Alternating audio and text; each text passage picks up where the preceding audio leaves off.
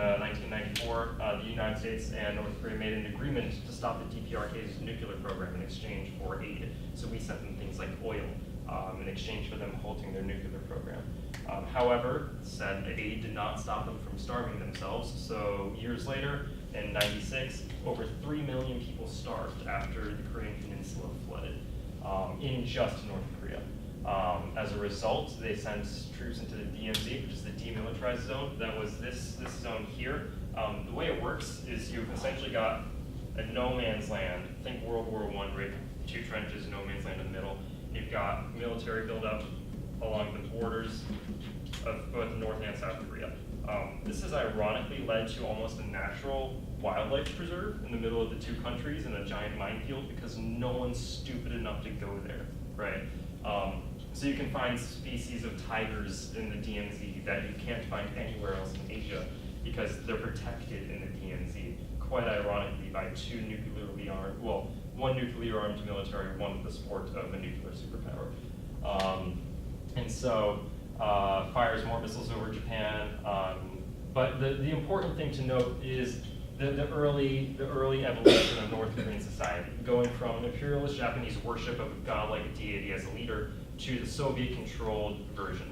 The Soviets instituted communism, obviously, but they realized that the Japanese model of, I'll fix that later. The Japanese worship of a leader would be beneficial to the Soviets. There was no reason to change that. It forced an extreme unity within the country that the South lacked, right? If you could have a prosperous, stable North compared to a volatile, capitalist South, you could say, look, communism works, right? Capitalism is failing the South, not communism. And so keeping the Japanese model was the best way to institute that stability that was necessary to have those early game advantages over South Korea. And as such, that imperialist Japanese mindset has never left North Korea. And so, in a sense, when we look at North Korea, we're not only looking at the last remnants of Soviet communism, but an imperialist Japanese doctrine. So we're dealing with both World War II enemy and Cold War enemy put on half a peninsula with nuclear weapons, right? So that is one of the reasons why we don't see anything like this anywhere else in the world. This is the only place in the world where both of these doctrines have managed to survive, coexist, and actually help each other build off each other. And we get to thank the Soviet Union Imperial Japanese for that one. So Korean War, 4 stages, North Korea attacks, right? Pushes South Korean military all the way back to Busan. UN forces, which is like most other wars, American forces with like a couple dozen nations kind of chipping in a couple dozen soldiers. So the United States UN coalition forces the North Korean soldiers all the way back up. We're almost done with North Korea. We're about to hit the finishing blow, but we got a little too close to another communist nation, China. Now, China and Soviets were not necessarily friends by any means, but having the leader of capitalism in the Western world knocking on China's doorstep was not very comfy. China had a history of imperialism that they were still trying to recover from, and having a Western superpower knock on their southern border was not what they were looking for. It was all right for us to be in Japan. Japan wasn't mainland Asia. The Japanese were always the enemies of the Chinese, and they really were perfectly fine with us doing whatever we wanted to the Japanese. But getting too close to the Chinese border was not all right.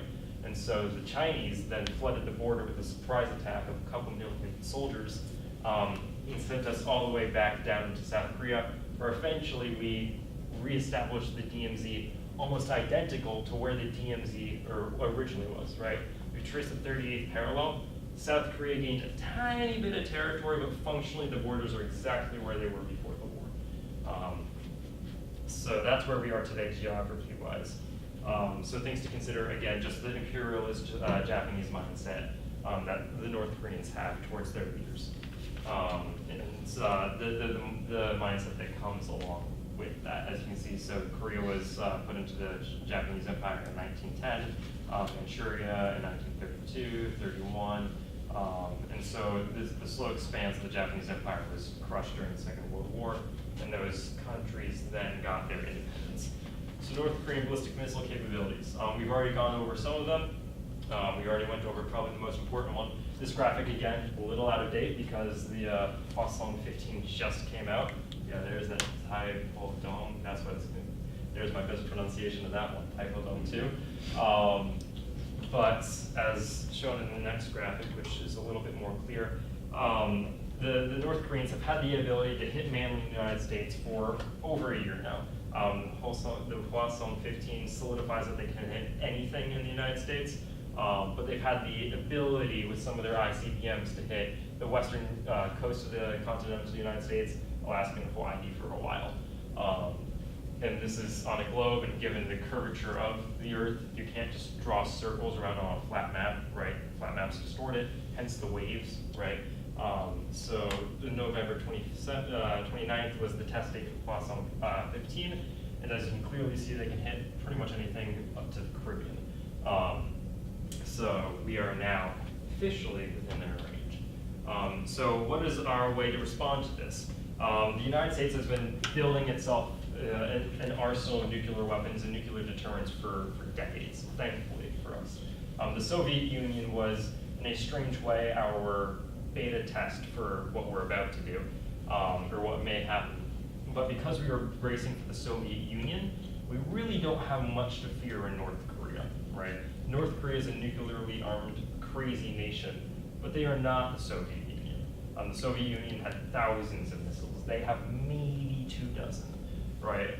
We were designed, our defense systems were designed for that. And while they were never capable of dealing with the Soviet threat, the preparation for a nuclear war with the Soviet Union has led to a kind of overkill of the protection of the continental United States when put into relation with North Korean missile technologies. However, our allies, on the other hand, are completely open in the wind. So we're going to be examining that real quick. But first we have to talk about the differences between missile defense and point defense. So this kind of goes into more my personal background. I did a week's worth, 10 days worth of training with the United States Air Force Space Command, stationed in Colorado, at Peterson Air Force Base, Schriever Air Force Base, the Air Force Academy, and other institutions and locations such as Lockheed Martin. And what we were studying was mainly the military side and application of modern space technologies. There was a talk in Congress for a couple months that they might be starting a 6th branch of the military specifically for spaceborne operations. That's been pushed back at least a decade because it would probably just add unnecessary red tape to the Air Force's pre-existing missions. But as we go into the future, we may be seeing a new branch of the military for spaceborne combat, and not like people in spaceships, as cool as that would be. More like missiles, satellite defense, and cybernetic warfare. So missile defense is the use of missiles to intercept other missiles, right? In the future, and currently we are working on designs to be able to intercept ICBMs, or intercontinental ballistic missiles, SLBMs, which are submarine launch or sea launch ballistic missiles, cruise missiles, using lasers and railguns, but we haven't quite gotten that one down, especially the railgun thing, which is probably the most promising, but the furthest off. Point defense, on the other hand, is a much shorter range defense system. Point defense is seen a lot on, say, tanks, right, where they can shoot, say, RPGs, artillery out of the sky, in active armor, or reactive armor, which if you have a plate of normal armor, we're going to have to wait for it soon, right? You have a plate of normal armor, and you have a projectile coming towards that plate of normal armor. You might have reactive armor here. And the reactive armor's job is to explode before the projectile hits. The explosion can divert, damage, or destroy the incoming projectile, which means that the reactive armor is more effective at protecting a vehicle or people than just a thick slab of steel, right? So we're putting that a lot on our new modern battle tanks, such as the M1 Abrams, the upgraded versions. We've had that Abrams in stock for a while, but our allies, especially in Germany and France, in Japan, are starting to put a lot of that all over their main battle tanks as well. The Russians have mastered that, and their defense systems on reactive armor is very impressive. But we have point defense systems on most of our cruisers, destroyers, aircraft carriers, to destroy things like the anti-ship missiles. And the one we will be mainly focusing on today is missile defense, using missiles to intercept other missiles. However, it's important to remember that point defense still exists for more close-range engagements. The reason to remember that is because when we're talking about defense of the United States homeland, the range is considered we're only going to be using missile defense. However, when we're talking about defending Seoul, the capital of South Korea, less than 50 miles from the border of North Korea, intercepting a missile with a missile that takes 5 minutes to launch when the other missile is there in 5 minutes does not work, right? If your missile is on the launch pad when the missile hits, right, it doesn't do much to protect you. Bullets, on the other hand, can be fired a whole lot quicker or on shorter notice than a missile can. A missile can reach higher velocities. But it takes a lot less warning to shoot a gun than it takes to fire a missile. And given that it takes approximately 50 seconds for the Hwasong 15 to hit Seoul from its current launch point, any kind of long-range missile defense, like the Aegis defense system, which we'll be getting to in a minute, would be completely useless in trying to defend Seoul against low-altitude threats. So I'm sorry, it's about to get real technical. Now for my love, the Aegis defense system. I love Aegis. Aegis isn't an acronym, it's a word, it means to protect. But Aegis defense systems are installed mainly on our naval frigates, aircraft carrier, well, not the aircraft carrier itself, but the aircraft carrier groups, such as destroyers.